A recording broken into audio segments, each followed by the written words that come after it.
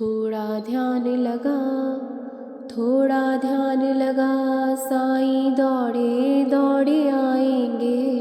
थोड़ा ध्यान लगा, थोड़ा ध्यान लगा, साईं दौड़े दौड़े आएंगे। तुझे गले से लगाएंगे, अखियाँ मन की खोल, अखियाँ मन की खोल, तुझको दर्शन वो कराएंगे। अखियाँ मन की खोल, अखियाँ मन की खोल, तुझको दर्शन वो कराएंगे। तुझे गले से लगाएंगे, थोड़ा ध्यान लगा, थोड़ा ध्यान लगा, साईं दौड़े दौड़े आएंगे। थोड़ा ध्यान लगा। ओम साई राम, जय साई राम। साईं बाबा सबकी रक्षा करना और सही राह दिखाना।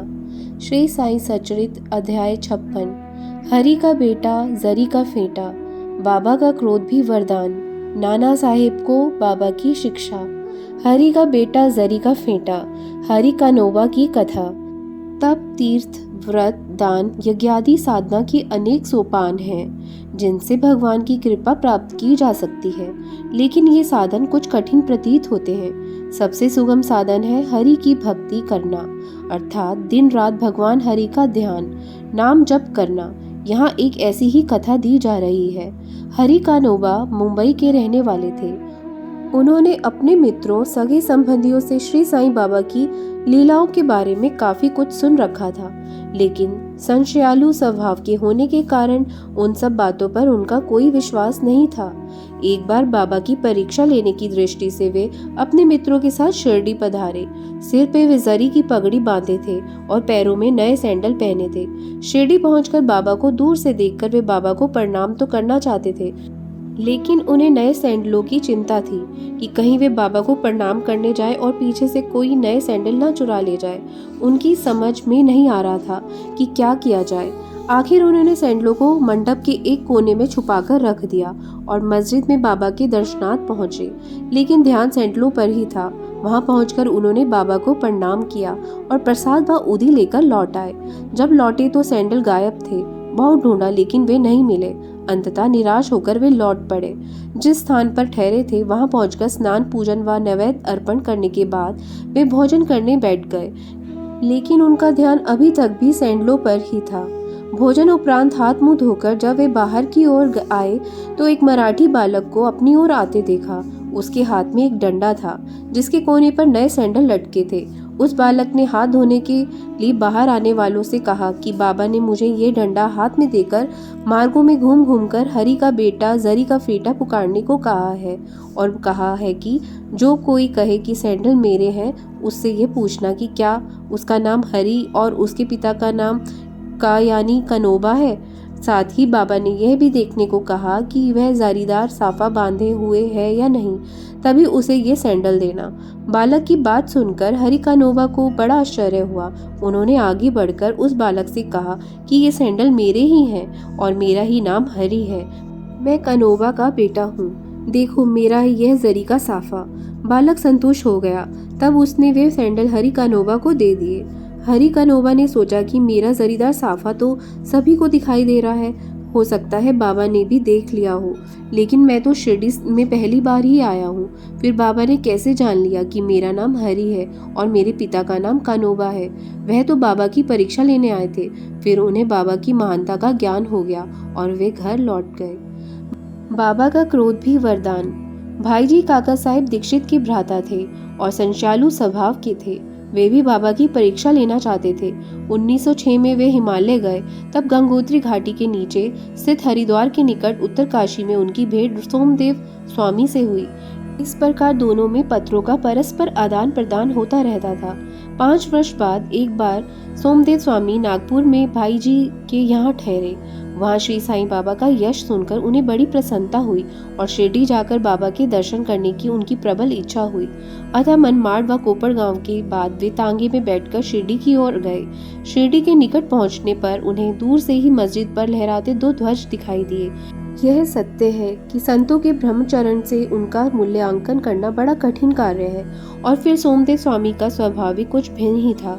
उन्होंने मस्जिद पर ध्वज लहराते देखे तो सोचने लगे कि श्री साईं बाबा जब संत है तो फिर उनकी रुचि ध्वज लहराने में क्यों है? क्या संत को ऐसा आचरण शोभा देता है?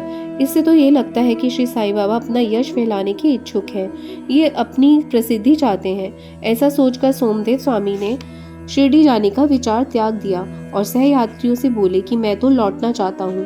तब सहयात्रियों ने कहा कि फिर इतनी दूर व्यर्थ में ही क्यों आए हो? जब ध्वजाओं को देखकर ही आप इतने उद्विग्न हो गए तो शिरडी पहुंचकर जब बाबा की अन्य सामग्रियां रथ, घोड़े, पालकी आदि को देखोगे तो आपकी क्या दशा होगी? यह सुनकर सोमदेव स्वामी को घबराहट हुई और वे बोले कि साधु संत तो मैंने अनेक देखे हैं, लेकिन ये तो निराले ही संत हैं जो इस तरह की ऐश्वर्य सामग्री एकत्र कर रहे हैं। ऐसे साधु के दर्शन से कोई लाभ नहीं है। ऐसा कहकर वे लौटने लगे। उनके सहयात्रियों ने उन्हें काफी समझाया कि यह मनोवृत्ति छोड़कर आगे तो चलो। मस्जिद में रहने वाले संत श्री साईं बाबा स्वप्न में भी ऐसा कोई विचार नहीं रखते। यह तो भक्तों का उनके प्रति प्रेम है। भक्तों ने ही उन्हें यह सब भेंट किए हैं। काफी समझाने बुझाने के बाद अंततः सोमदेव स्वामी बाबा के दर्शनों के लिए सहमत हो गए। वे मस्जिद के मंडप में पहुंचे तो उनका हृदय पिघल गया, आंखों से आंसू बहने लगे और कंठ अवरुद्ध हो गया। उनके मन में व्याप्त बुरे विचार गायब हो गए और अपने ही गुरु के शब्दों का स्मरण हो आया कि जहाँ मन प्रसन्न हो जाए, जहाँ मन आकर्षित हो जाए, उसी स्थान को अपना विश्राम धाम समझ लेना चाहिए।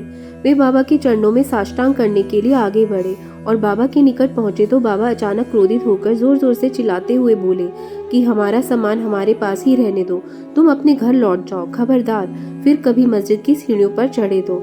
ऐसे संत के दर्शन क्यों करने चाहिए जो मस्जिद पर ध्वजाएं लहराता है? क्या ये संत के लक्षण हैं? तुम एक क्षण भी यहाँ मत रुको। बाबा ने क्रोधावेश में जब ऐसा कहा तो सोमदेव स्वामी समझ गए कि बाबा ने उनके मन की बात जान ली है।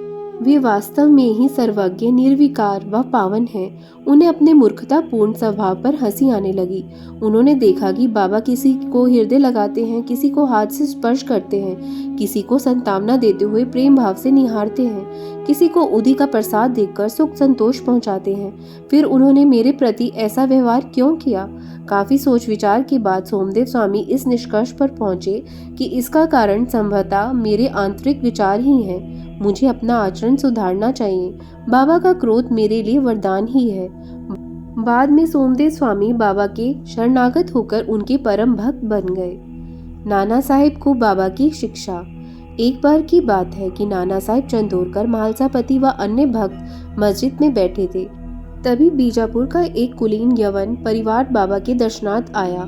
उस परिवार की स्त्रियां लजा रही थी, अतः नाना साहिब वहां से उठकर बाहर चले जाना चाहते थे, लेकिन बाबा ने उन्हें ऐसा करने से मना कर दिया। स्त्रियों ने आगे बढ़कर बाबा के दर्शन किए। उनमें से एक स्त्री ने घूंघट हटाकर बाबा के चरणों में प्रणाम किया और फिर घूंघट डाल लिया। नाना साहिब उस स्त्री के सौंदर्य के प्रति आकर्षित हो गए। वे फिर उस स्त्री के सौंदर्य को देखने के लिए ललायित हुए। नाना साहिब की मनोव्यथा को बाबा जान गए। जब सब लोग चले गए तब बाबा नाना साहिब से बोले कि नाना, क्यों व्यर्थ ही मोहित हो रहे हो? इंद्रियों को अपना कार्य करने दो। हमें उनके कार्य में व्यवधान नहीं डालना चाहिए। ये भगवान की मनोरम सृष्टि है। हमारा कर्तव्य इतना ही है, हम भगवान की इस मनोरम सृष्टि की प्रशंसा करें। यह मन धीरे धीरे ही स्थिर होता है। जब ये पवित्र होता है तो कष्ट की अनुभूति नहीं होती। उस समय हमें किसी से भी भयभीत होने की आवश्यकता नहीं होती। नेत्रों को अपना कार्य करने दो। इसके लिए तुम्हें लज्जित या विचलित होने की आवश्यकता नहीं है। जब बाबा नाना साहिब से ऐसा कह रहे थे तब श्यामा भी वहाँ मौजूद थे। वे समझ नहीं पाए कि आखिर बाबा कहना क्या चाहते हैं, अतः लौटते समय उन्होंने इस बारे में नाना साहिब से पूछा।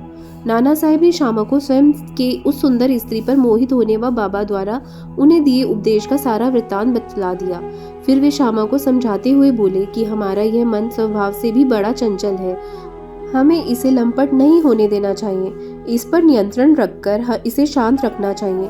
भले ही इंद्रियां चंचल हो जाएं, इंद्रियां तो स्वभावतः विषय पदार्थों के लिए सदैव सचेत रहती है, लेकिन हमें उन्हें उनके विषयों के प्रति आकर्षित होने से रोकना चाहिए। प्रयास करने पर ऐसा करना संभव है। सौंदर्य देखने का विषय है, अतः हमें निर्भीकता पूर्वक सौंदर्य को निहारना चाहिए। ऐसा करते समय यदि हमारे मन में बुरे विचार ना आए तो लज्जा या भय की कोई आवश्यकता नहीं है। यदि मन को निष्काम करके परमात्मा द्वारा रचित सौंदर्य को निहारें तो इंद्रियां स्वाभाविक रूप से वशीभूत हो जाएंगी। तब विषयों का आनंद लेते समय भी परमात्मा की स्मृति बनी रहेगी। यदि मन को बाहरी इंद्रियों के पीछे दौड़ाते हुए उनके विषयों में लिप्त हो जाओगे तो जन्म मरण से मुक्ति कभी नहीं मिल सकेगी। विषय पदार्थों से तो इंद्रिया पथ भ्रष्ट हो जाती है, अतः ज्ञान रूपी सारथी द्वारा मन रूपी लगाम को पकड़कर इंद्रिय रूपी घोड़ों को उनके विषयों की ओर दौड़ने से रोकना चाहिए।